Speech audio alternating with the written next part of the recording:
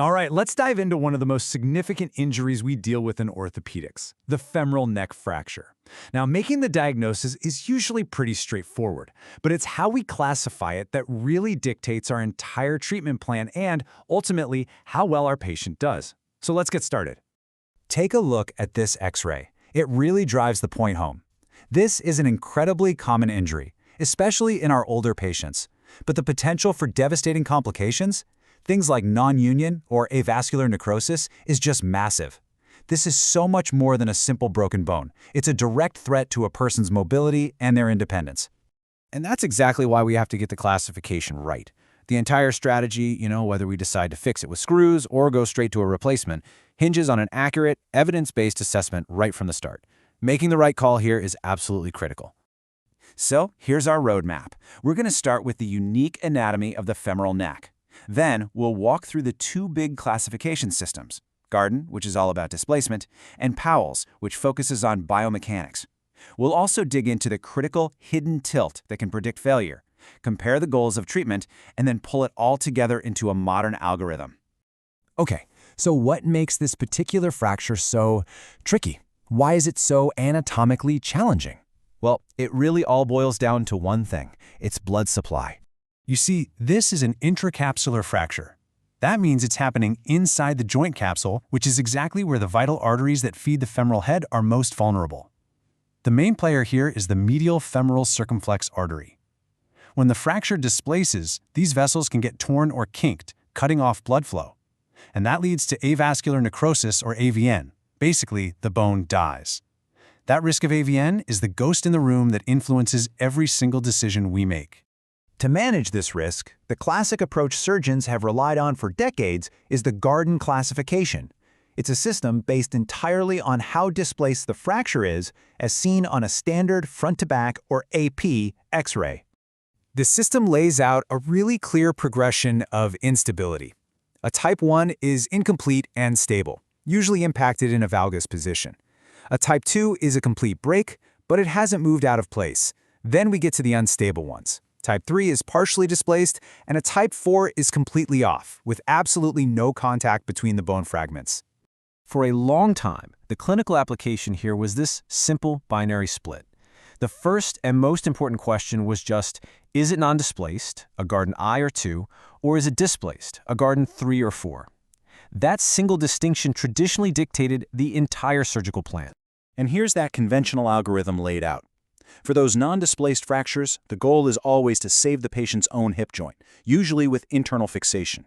But for displaced fractures, especially in the elderly, we consider the risk to that blood supply to be just too high.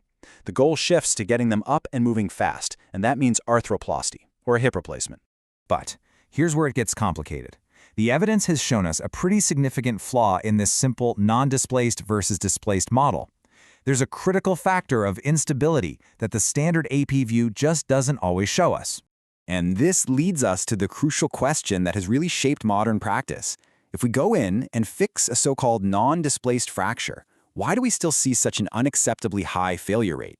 Well, the answer is hiding on the lateral X-ray. This key finding from the literature really exposed the problem. What looks perfectly lined up on the front-to-back view is often significantly tilted backwards on the side view. In other words, the fracture is, in fact, unstable. This data from Palm and his colleagues is just staggering. They showed that if that posterior tilt on the lateral view was less than 20 degrees, the reoperation rate was about 14%. But if the tilt was 20 degrees or more, the rate jumped to a massive 56%. This posterior tilt turned out to be the single best predictor of whether the fixation would fail. So the crucial actionable takeaway is this: you must scrutinize the lateral radiograph. A seemingly benign Garden I or I fracture that has a significant posterior tilt is an unstable injury. And if you treat it with simple in situ fixation, you're looking at an unacceptably high chance of failure. Okay, so let's completely switch gears now.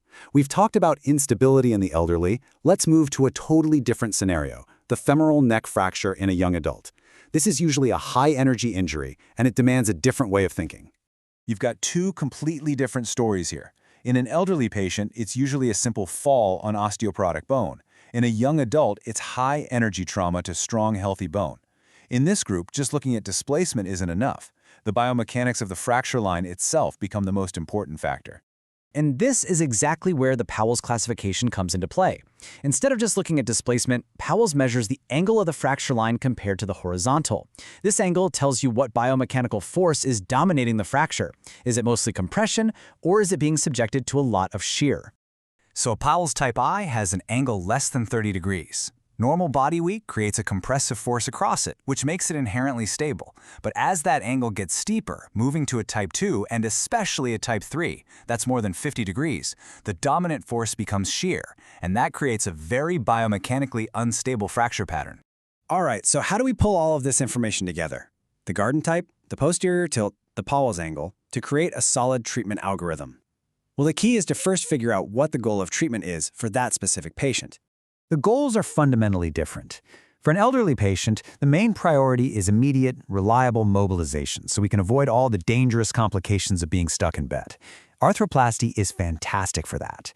But for a young, active patient, an arthroplasty is a failure. The singular goal is to save their native joint, and we'll accept more surgical complexity to make that happen. And that goal directly dictates what hardware we choose. For a stable Powell's I or II fracture, a few cancellous screws can usually provide enough compression. But for an unstable, high-shear Powell's III fracture, screws alone just aren't going to cut it. We need a more robust construct, like a sliding hip screw, which is specifically designed to fight against those high-shear forces. And this statistic, 1 in 10, it really underscores why getting the classification right is so critical. Even among those non-displaced fractures that we fix, 1 in 10 will fail and need to be converted to a hip replacement within 5 years. That really highlights the real-world consequence of missing subtle instability like that significant posterior tilt. So while these classifications are our roadmap, they aren't the whole story. Real success comes from putting all the available evidence together to make the best decision for the patient in front of you. And this leaves us with the central question that's driving so much innovation in our field. Is fixation technology going to advance to the point where we can reliably save even the most unstable fractures, or, as our population gets older and the outcomes of arthroplasty keep getting better, is replacement just going to become the primary treatment more and more often? The balance between these two philosophies is really what's going to define the future of how we manage this devastating injury.